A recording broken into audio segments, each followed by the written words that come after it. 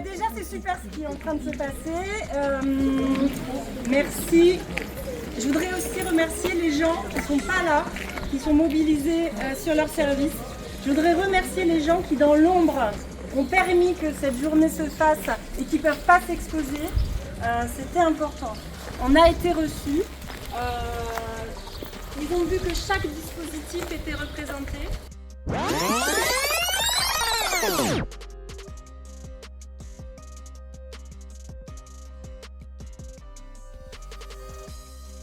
On va pas tarder avec Eugénie et Marie à rentrer au tribunal parce que nous avons deux audiences.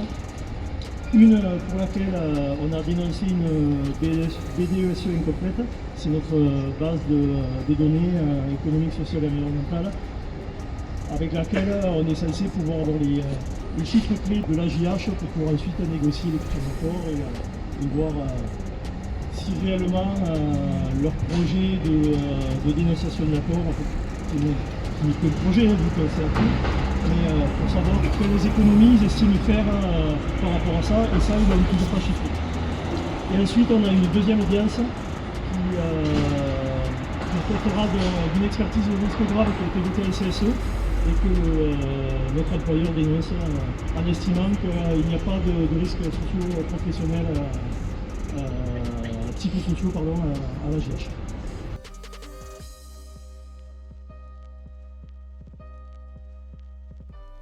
Et donc déjà aujourd'hui vous êtes visible à Toulouse, ça c'est important pour tous les gens qui passent, hein, de les sensibiliser, de distribuer des tracts, de ce qui se passe à Muret, de ce qui se passe à Toulouse et de ce qui se passe partout en France, dans un pays riche. Il n'est pas normal qu'on vous touche à vos droits de congé, à vos droits de repos, le droit d'être aussi en maladie. Il faut se battre pour préserver les droits. Il y a eu des conquis sociaux à la JH, il y a des droits d'usage, il y a des accords qui ont été signés. Quand on remet en cause tout ça, qu'on remet en cause effectivement les droits des travailleuses et des travailleurs, leurs conditions de travail, la qualité du travail qu'ils mènent, eh ben, vous trouverez tout le temps effectivement la CGT qui se lèvera et qui dira ça n'est pas possible et ça on ne va pas vous laisser faire. Alors aujourd'hui on se mobilise suite à la dénonciation par notre direction générale et le conseil d'administration de la JH de tous les accords et de tous les usages. Aux usages, c'était les repas par exemple, ou il y a aussi des primes, par exemple les primes pour les ASI qui du coup ont perdu déjà 8 € depuis le début de l'année. Donc c'est que des choses qui touchent à nos conditions de travail, qui du coup mettent notre association aussi en difficulté en termes d'attractivité, en sachant qu'il y a énormément déjà de vacances. Alors jusqu'ici on avait la subrogation pour les salariés en arrêt maladie avec un maintien de salaire pendant les 3 années pour les personnes avec des maladies longue durée.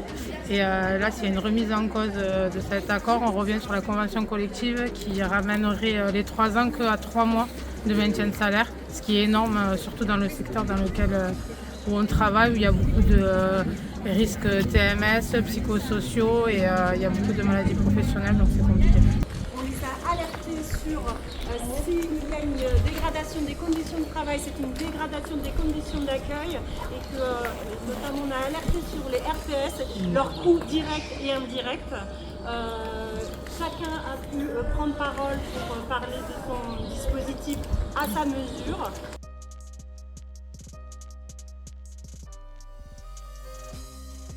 Ce qui est clair, c'est que la lutte doit continuer. Aujourd'hui, c'est un début. Le 10 mars, il y avait déjà eu une action et que nous avons des négociations à peu près toutes les 3 semaines jusqu'à septembre. Il va falloir que toutes et toutes on continue à se mobiliser. On verra sous quelle forme, mais continue à faire des actions et en tout cas se faire entendre. On aura la prochaine négociation le 1er avril.